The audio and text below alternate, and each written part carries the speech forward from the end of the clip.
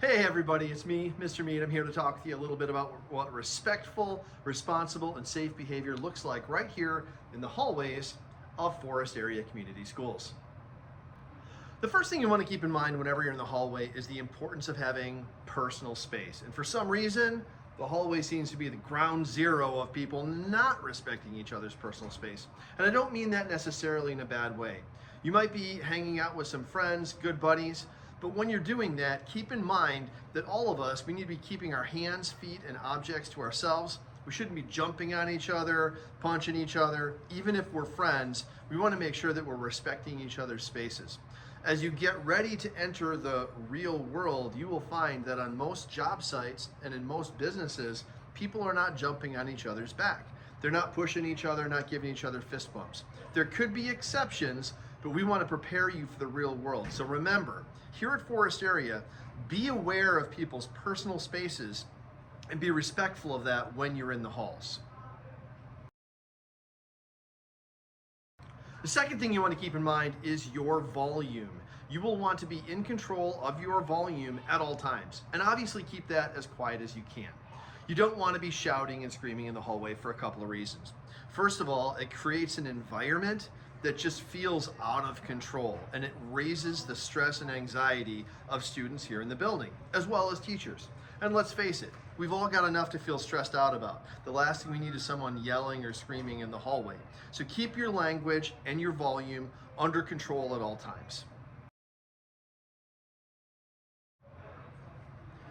Also related to language, you want to make sure that the words that you are using are a good reflection of you as a person, of your school district, and of our school community. Here at school, there are some words that are appropriate to use and there are some that aren't. Make sure that at all times the language that you're using is a good reflection of you and of our school. The last part about being respectful has to do with the physical spaces around us.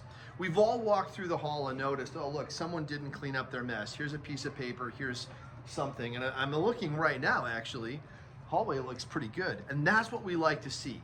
That's what we like to present to you as teachers, as your school district. We want you to have a clean building. And what all of us want to present to the parents, to the community members who come to visit our school. We want them to come through this school and be proud of our school, to be proud of our students and all the awesome things that we do here every day. So make sure that you're not dropping stuff on the floor. If you do, pick it up. And here's the crazy thing. If you see a mess on the floor that you didn't make, step up, man. Grab that mess, pick it up, throw it away, and all of us can be proud of you, and you should be proud of yourself when you chip in to help make sure that our school is a clean, orderly, and good reflection of our community. So how about responsible? What does it look like to be responsible here in the hallway? First of all, especially if you're in high school, you want to be aware of the time. Make sure that you're getting to your next class on time so that you're not tardy, you're not interrupting teachers and interrupting the learning process. So make sure that when you're in the hallway, get what you need. If you've got a minute to say hi to a buddy, go ahead and do that, and then get yourself to class so that all of us can keep learning without interruption.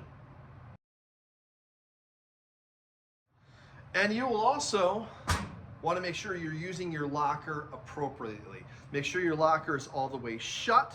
Make sure that you're not slamming it or mistreating it in any way so that it'll be in good operation for years to come. And finally, our last area is being safe.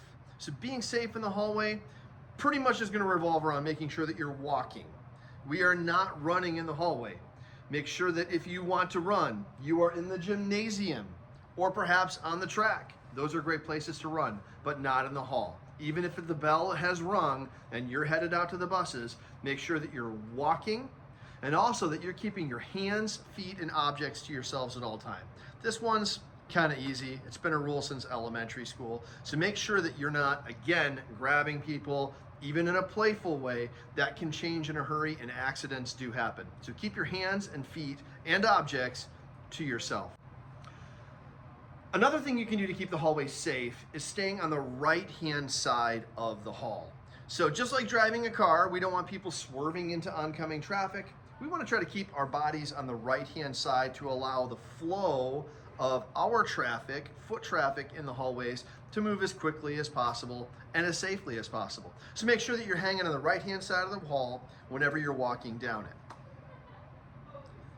And the last thing, another easy one, is make sure that you're leaving at the appropriate dismissal time. Don't be crowding by the doors, kind of edging your way into the hall.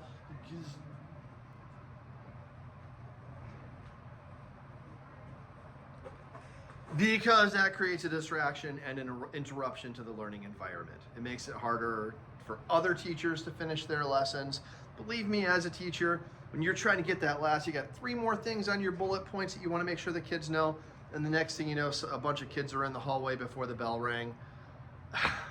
Makes my job so much harder. So we as teachers appreciate it if you make sure that you are only leaving at that appropriate dismissal time. Overall, these are some great things that you can do to make sure that you are being respectful, responsible, and safe here at Forest Area. It'll make for a better learning experience for all of us, keeps you out of trouble, keeps teachers happy. Overall, makes the community a better place. Hey, thanks for watching my video. If you have any questions about hallway safety, don't hesitate to flag me down. Shoot me an email, connect with me on social media. I'd be happy to answer your questions about hallways or any other questions you've got about our community here at Forest Area. Respectful, responsible, and safe. Looking forward to seeing you in the hallways. Hey everyone, it's me, Mr. Mead, and I'm here to talk with you a little bit about what safe, responsible,